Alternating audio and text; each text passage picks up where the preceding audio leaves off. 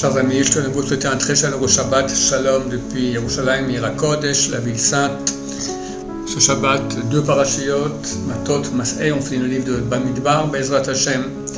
Et on voit que Dieu ordonne à Moshe Rabbeinu de partir en guerre contre les Midianim, qui ont fait une chose qui était nouvelle dans l'histoire. Personne n'avait osé faire une chose pareille. Ils avaient dit à leur fille allez pour dévergonder les Juifs, et ça.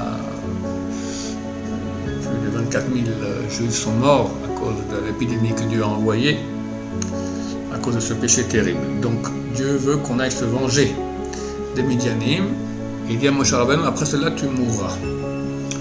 Et bien que Moshe Rabbeinu sait qu'une fois que la guerre sera finie, il devra mourir, il n'attend pas une seconde. Immédiatement, il organise la guerre et il part en guerre. Et la question se pose, il aurait pu attendre un peu pour faire cette mitzvah et gagner encore quelques jours de vie, quelques mois peut-être même.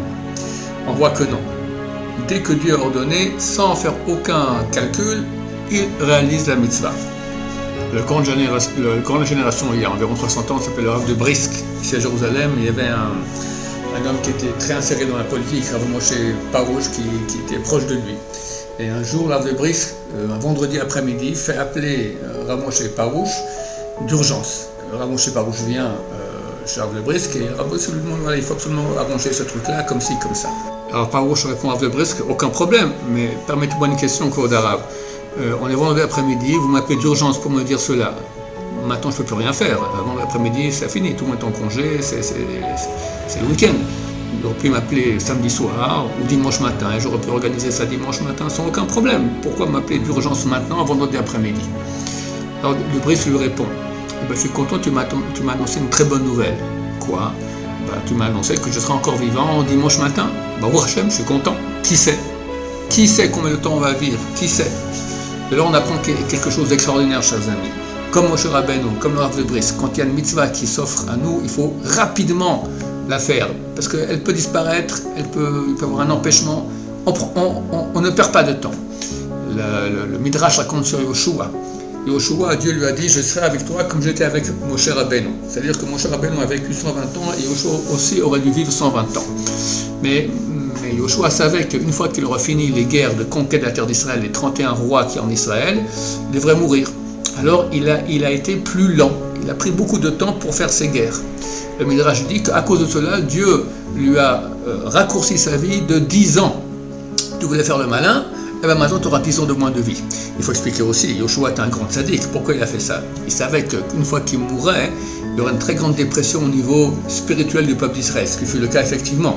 Donc il s'est dit, mieux vaut que je vis longtemps, comme ça plus longtemps le peuple d'Israël pourra être encore à un haut niveau spirituel. Donc il a fait cela Shem Shaman de façon désintéressée. La réponse est qu'on ne fait pas des calculs. On ne va pas aller dire pourquoi Dieu me dit qu'il comme ci, comme ça. Dieu t'a dit d'aller faire la conquête, tu vas faire la conquête. Dieu dit à Moshe, non, tu ne peux pas maintenant faire la guerre, il va faire la guerre immédiatement, il ne fait pas des calculs. Voilà, chers amis, c'est comme ça qu'il faut être. Il faut être l'artof, comme on dit en hébreu, shipper les mitzvot. Et j'en profite pour parler maintenant des vacances. Il y a tellement de grandes mitzvot que nous avons durant les vacances qu'on ne peut pas faire le reste de l'année.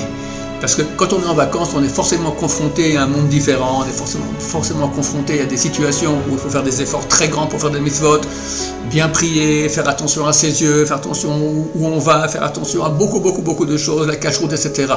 C'est l'occasion, chers amis, de ne pas tomber, au contraire de monter, de montrer à Hachem qu'on est ses serviteurs, de montrer qu'on ship les mitzvot, on les fait, Baruch Hachem, bien que c'est beaucoup plus difficile. C'est ça le challenge que nous avons durant les vacances, rester des bons juifs, pour après pouvoir rentrer dans le mois des Loul dans 1 mois et quelques jours.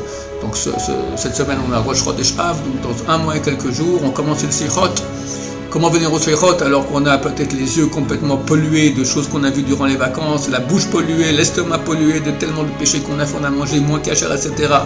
Donc il faut aussi se renforcer beaucoup durant les vacances pour pouvoir rentrer la tête un peu plus haute dans les Seichot qui nous amèneront vers Hachem au jugement de Rosh Hashanah et Kippour, et on espère aussi à la Géoula à Krova Bezrat Hachem. Vous souhaite tous un Shabbat Shalom, plein de bonheur, plein de mitzvot, de shipper des mitzvot Bezrat Hachem, plein de shlom bayit, plein de présence divine dans vos maisons. Amen, Amen, Shabbat Shalom, Umvurach.